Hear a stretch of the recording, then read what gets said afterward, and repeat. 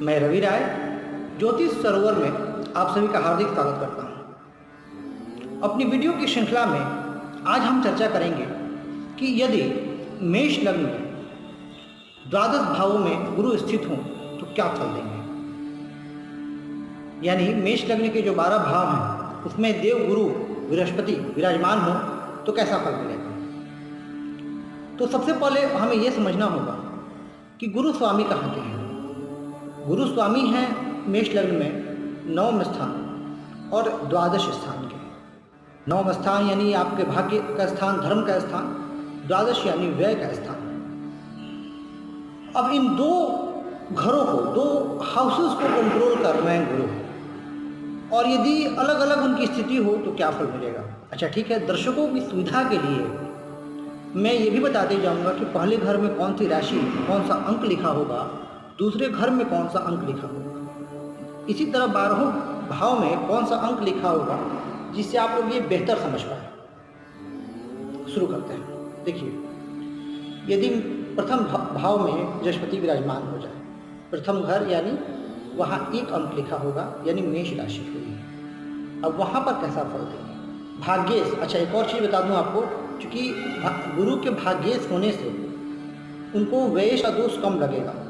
कोई भी ग्रह यदि त्रिकोण के स्वामी होते हैं तो वह स्थानांतरण का फल देते हैं, यानी अगर 12वें के स्वामी हों तो स्थानांतरण का फल देंगे। यानी यहाँ पर वो ज़्यादा फल देंगे किसका, 9वें का और 5वें का। अब इस चीज़ को हम समझ गए। अब अगर लग्न में स्थित हों, यानी भाग्येश खुद उठ करके लग्न में आ गए, तो व्यक्ति का जो जन्म होगा, जन्म से ही वो भाग्यशाली होगा, लकी होगा अपनी फैमिली के लिए। उसके मुखमंडल पर एक दिव्य तेज होगा, एक आभा होगी, कांति जो है उसके चेहरे से झलकती रहेगी। धर्म कर्म में रुचि रखने वाला होगा, साथ ही जो है वो तमाम सुख सुविधाओं को भोगने वाला होगा, आस्तिक होगा, ईश्वर भक्त होगा। वहाँ से जो गुरु की दृष्टि जाएगी, पंचम दृष्टि जाएगी 5वें घर पर, यानी बुद्धि भी उसकी बड़ी अच्छी होगी, बुद्धिमान व्यक्ति होगा। सप्तम पर दृष्टि जाएगी, भाग्य विवाह स्थान पर दृष्टि डाल रहे हैं तो विवाह के बाद जो है जीवन सुखी होगा। पत्नी से भी भाग्य का साथ मिलता रहेगा। और जो 9वीं दृष्टि जाएगी वो खुद अपने ही घर पर जाएगी, यानी भाग्य स्थान पर जाएगी। कितना सुंदर है, अत्यंत भाग्यशाली, अत्यंत भाग्यशाली बना देता है ऐसा गुरु। यानी हमने देखा कि लग्न में गुरु की स्थिति अत्यंत श्रेष्ठ है। अच्छा मैं एक और चीज़ बता दूं आपको, यहाँ पर जो मैं बता रहा हूँ इसके साथ ही साथ नवमांश में गुरु की क्या स्थिति है, और साथ ही ये भी देखना होगा गुरु कहीं पाप प्रभाव में तो नहीं है। अगर नवमांश में भी बुरे हुए, पाप प्रभाव में हुए, या लग्न में भी पाप प्रभाव में हुए, तो जो शुभ फल है उसमें कमी आएगी। ये मैं आपको पहले बता दे रहा हूँ। अब आ जाते हैं हम लोग दूसरे स्थान।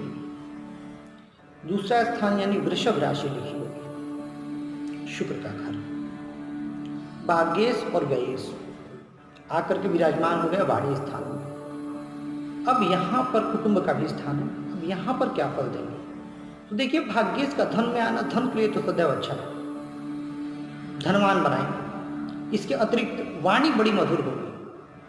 हालांकि अपनी शत्रु राशि पर है, पर शुक्र भी शुभ ग्रह है, तो वृषभ राशि पर गुरु उतना बुरा फल नहीं देंगे, यहाँ पर अच्छा ही फल देंगे। वाणी अच्छी होगी, कुटुंब अच्छा होगा, व्यक्ति अपने परिवार को लेकर के चलने वाला होगा। हाँ, उसको जरूर थोड़ी सी पीड़ा रहेगी, अपने परिवार से दुखी रहेगा जरूर, ये संभावनाएं बनेगी। जो गुरु की सप्तम दृष्टि जाएगी वो चूंकि अष्टम पर जाने की वजह से दीर्घायु भी बनाएंगे गुरु यहाँ पर, तो ये स्थिति अच्छी है। द्वितीय स्थान में भी गुरु अच्छा फल देंगे। पंचम दृष्टि जाएगी 6ठे स्थान पर, तो शत्रु होंगे और शत्रु परेशान नहीं कर पाएंगे। 9वीं दृष्टि जो है वो 10वें स्थान पर होने की वजह से कार्मिक क्षेत्र के लिए भी अच्छा है, प्रोफेशनल जीवन में भी ऐसा व्यक्ति अच्छा करेगा। अब आ जाते हैं हम तीसरे स्थान पर, यानी यदि देव गुरु बृहस्पति तीसरे घर में हो। अब यहाँ पर 3 अंक लिखा होगा तीसरे घर में। मेष लग्न में ये सबसे आसान होता है समझना, क्योंकि 1 से शुरुआत होती है, तो तीसरे घर में 3 लिखा हुआ। बाकी लग्नों में आपको थोड़ा सा और परेशानी आएगी काउंट करने में, कौन सा पहला घर है कौन सा दूसरा। तो मैं जब भी हर लग्न का बनाऊंगा ऐसे ही आपको बताते रहूँगा। अब बुध का घर बुध के घर में गुरु के होने की वजह से व्यक्ति पराक्रमी अवश्य होगा। साथ ही यहाँ पर एक सबसे अच्छी बात ये हो जाती है कि अपनी सप्तम दृष्टि से भाग्य स्थान को गुरु देख लेते हैं। अब भाग्य स्थान को देखने की वजह से यहाँ पर ही गुरु जो है अच्छा फल देंगे, भाग्यशाली बनाएंगे। पंचम दृष्टि सप्तम स्थान पर जाने की वजह से वैवाहिक जीवन मधुर रहेगा, पत्नी अच्छी मिलेंगी, या अगर आप लड़की हैं तो आपको पति अच्छे मिलेंगे, जीवन साथी का पूरा सुख मिलेगा। और नवम दृष्टि एकादश स्थान पर जाने की वजह से लाभ भी जीवन पर्यंत होता रहेगा।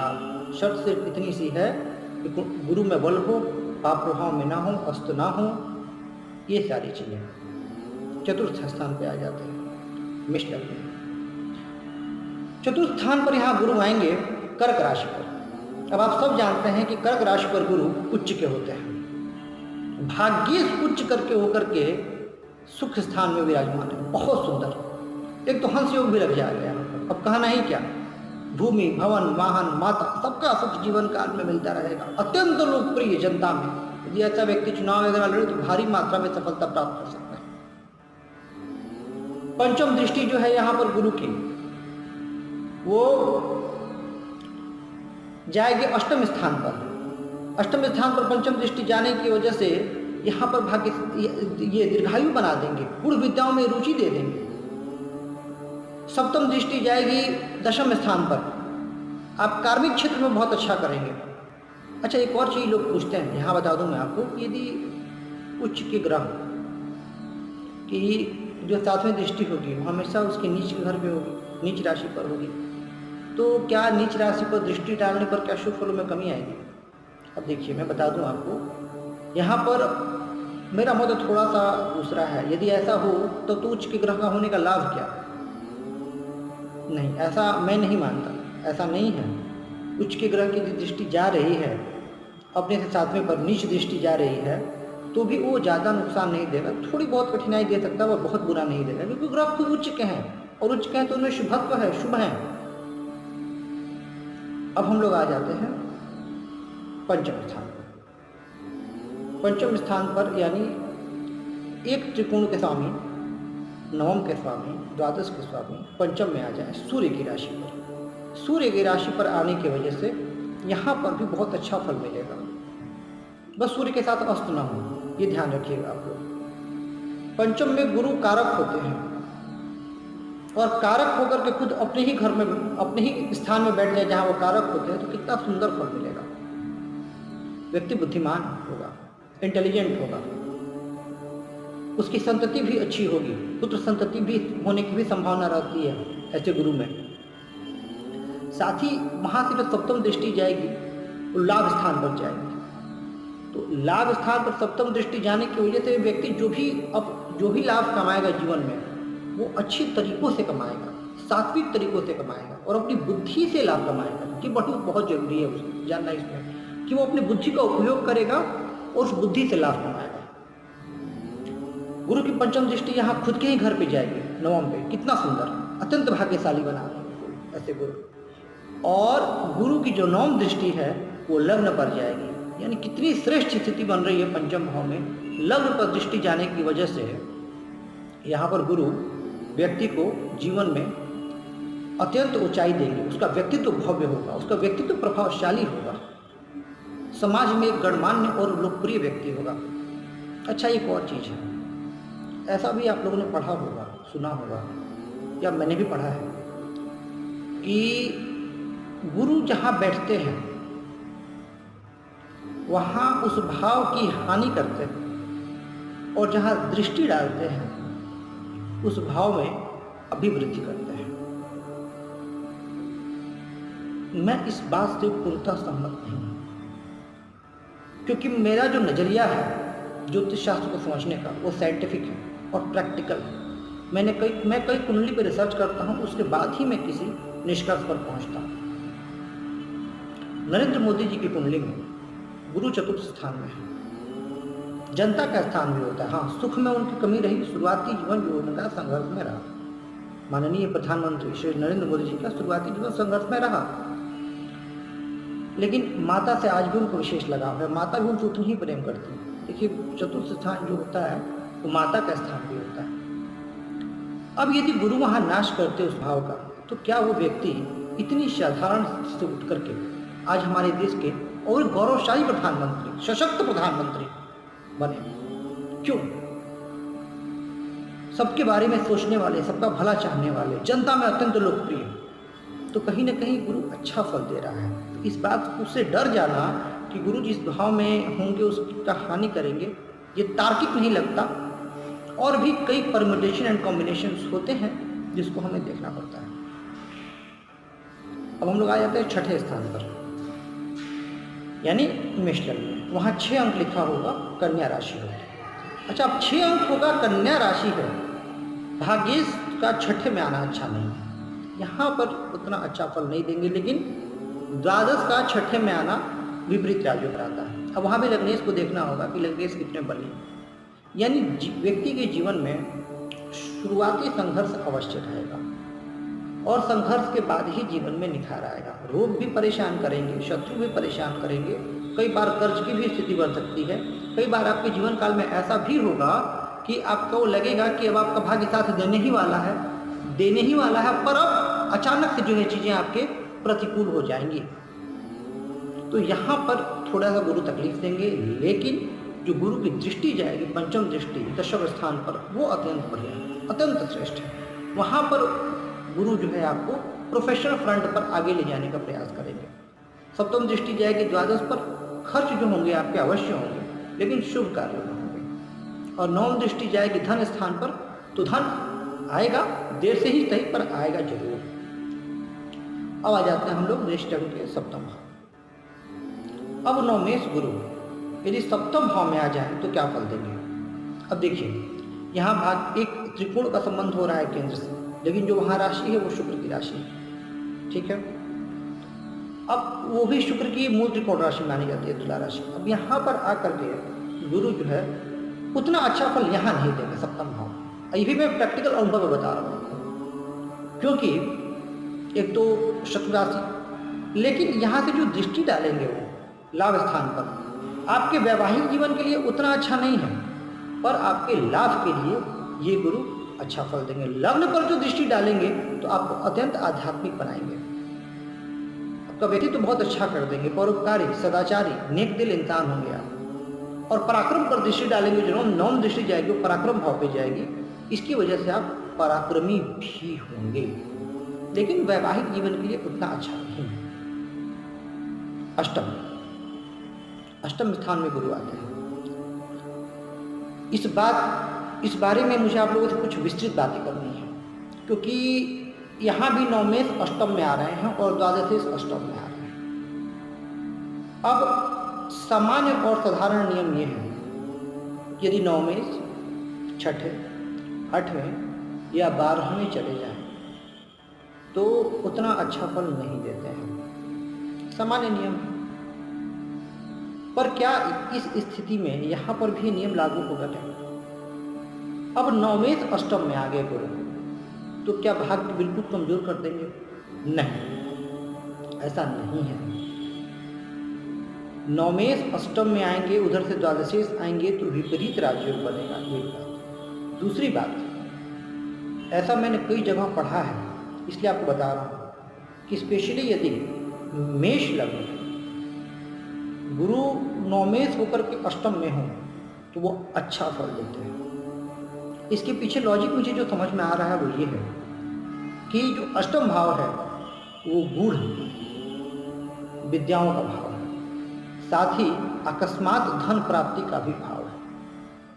वहाँ पर गुरु बैठेंगे तो गुरु की जो दृष्टि जाएगी वो कहाँ कहाँ जाएगी, ये बड़ी विचारणीय है। गुरु की जो 5वीं दृष्टि जाएगी वो जाएगी अपने ही घर 12वें स्थान पर, यानी उस भाव को भी अच्छा कर देंगे। व्यय भाव भी है, साथ ही वो मोक्ष का भी भाव है, तो व्यय कराएंगे आपको, लेकिन शुभ कार्यों पर।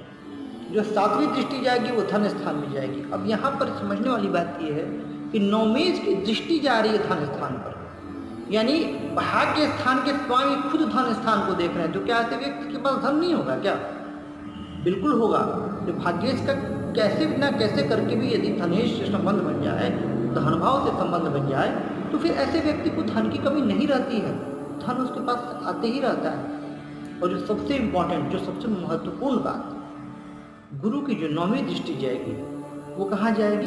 तो वो जाएगी चतुर्थ स्थान, यानी कर्क राशि पर उच्च की दृष्टि जाएगी। अब यहाँ पर गुरु जो है व्यक्ति को काफ़ी ज़्यादा भाग्यशाली बना देंगे, जनता में लोकप्रिय, भूमि भवन वाहन आदि सब सुखों से परिपूर्ण कर देंगे। यानी व्यक्ति को धर्म कर्म का भी सुख मिल रहा है, व्यक्ति को धन का भी सुख मिल रहा है, व्यक्ति जनता में भी लोकप्रिय है, माता का भी प्यार मिल रहा है, सब सुख मिल रहा है।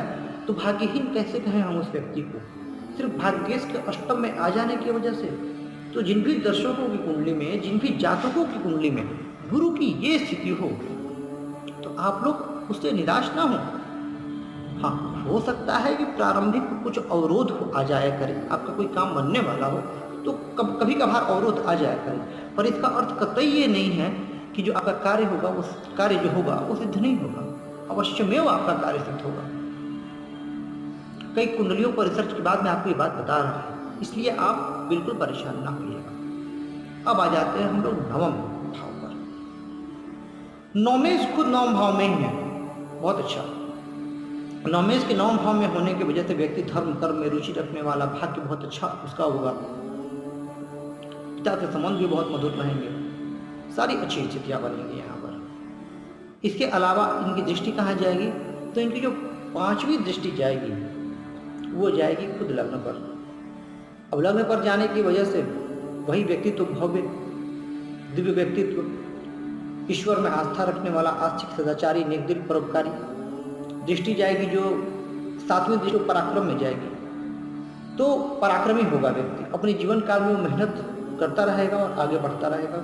और 9वीं दृष्टि पंचम में जाने की वजह से बुद्धि बहुत अच्छी होगी, संतान अच्छी होगी, इंटेलिजेंट होगा व्यक्ति, और उससे उसका भाग्योदय भी होगा। 10वें स्थान में नीच के, यहाँ थोड़ी परेशानी है। मकर राशि पर गुरु नीच के हो जाते हैं। अब भाग्येश का नीच का होना, हालांकि वो केंद्र में है, लेकिन भाग्येश का नीच का होना अच्छा नहीं है। शनि की राशि है वो, वहाँ पर अवरोध होगा, भाग्य में रुकावटें आएंगी, कर्म में रुकावटें आएंगी, सरकारी नौकरी मिलने में दिक्कत आएगी, व्यक्ति का आत्मविश्वास कम होगा, गुरुजनों से, बड़ों से संबंध मधुर नहीं रहेगा। लेकिन एक बात यहाँ ये ध्यान रखनी है कि यदि कहीं से भी गुरु का नीच भंग हो जाता है तो नीच भंग की परिस्थिति में फिर ऐसे गुरु व्यक्ति को बहुत ऊंचाई दे देंगे। मतलब शनि वहाँ बैठ जाएं या शनि देख लें, और भी बहुत सारे नियम हैं नीच भंग के, वो कभी और बात करेंगे। तो फिर यहाँ से जो दृष्टि जाएगी, अब आप फिर लॉजिक लगाइएगा कि नीच के ग्रह की उच्च की दृष्टि जा रही है, नहीं, वो कुछ बहुत भला नहीं करने वाले हैं। सप्तम को देखेंगे भी तो बहुत अच्छा फल नहीं देने वाले हैं, इस बात का आपको ध्यान रखना है। कुल मिला जुला करके ये स्थिति गुरु की उतनी अच्छी नहीं है। अब यदि एकादश में गुरु बैठ जाए, नौमेश का एकादश में जाना बहुत अच्छा है। अपने भाग्य से व्यक्ति जीवन काल में अत्यंत लाभ कमाएगा, लाभ होता रहेगा उसको। 7वीं दृष्टि पंचम पर जाने की वजह से बुद्धिमान भी होगा, संतति भी अच्छी होगी।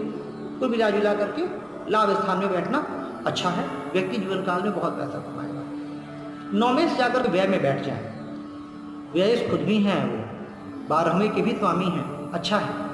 ये भी विपरीत राज्यों की श्रेणी में आ जाए। यहाँ पर व्यक्ति जीवन काल में विदेश यात्रा की संभावनाएं बनती रहेंगी। इसके अलावा व्यक्ति अपना जो खर्च है वो शुभ कार्यों में करेगा, धार्मिक होगा, परोपकारी होगा, उसको मंदिर वगैरह बनवाने का बड़ा शौक होगा, अनाथालय वगैरह बनवाने का शौक होगा। उसके अंदर ये प्रबल इच्छा रहेगी कि वो समाज को कुछ दे करके जाए। तो कुल मिला जुला करके यह स्थिति भी बहुत अच्छी है, कोई बुरी बात नहीं है। भाग्येश का द्वादश में जाना पर खुद द्वादशेश भी है, तो भले थोड़ा विलंब हो भाग्योदय होने में, लेकिन विलंब ज़्यादा देर के लिए नहीं होगा, भाग्योदय होकर के रहेगा। तो ये मेष लग्न के 12वें भाव में मैंने आपको बताने का प्रयास किया कि गुरु क्या फल देंगे, इस चीज़ को आप लोग समझिए। और साथ ही यदि गुरु आपकी कुंडली में नीच के हैं या कमजोर है, अस्त है, पापाक्रांत है, नवमांश में उनकी स्थिति अच्छी नहीं है, दशमांश में स्थिति अच्छी नहीं है, तो 2-3 आपको सुझाव दे रहा हूँ, आप करें, उससे आपको लाभ होगा। एक तो अपने गुरुजनों का हमेशा सम्मान करें। अपने जीवन काल में एक व्यक्ति को गुरु अवश्य बनाए, दीक्षा अवश्य है, और उनकी सारी बातों को फॉलो करें। अपने माता पिता बड़ों का भी खूब सम्मान करें। विष्णु सहस्त्र नाम का आप पाठ करें। गुरुवार के दिन आप केसर का तिलक लगा सकते हैं, गुरुवार का आप व्रत कर सकते हैं, अपना आचार व्यवहार जो है वो सात्विक शुद्ध रखें, नॉनवेज वगैरह से बहुत कोसों दूर रहें, इन सब का आप सेवन ना करें, आपके लिए उतना अच्छा होगा। मेष लग्न में रत्न भी धारण किया जा सकता है, तो आप गुरु से संबंधित रत्न धारण कर सकते हैं, पुखराज, टुपैज, 5 मुखी रुद्राक्ष धारण कर सकते हैं आप। वो इन सब चीज़ों को करके आप अपने गुरु को सकारात्मक बना सकते हैं। खैर, चूंकि वीडियो सिर्फ फल पे था, इसीलिए उपाय ज़्यादा नहीं बता रहा हूँ, गुरु का उपाय कभी और अच्छे से लेकर के आऊँगा। तो आज के लिए सिर्फ इतना ही। इसी तरह आप वीडियो को लाइक, सब्सक्राइब और शेयर करके हमें अपना प्यार जरूर देते रहें। नमस्कार।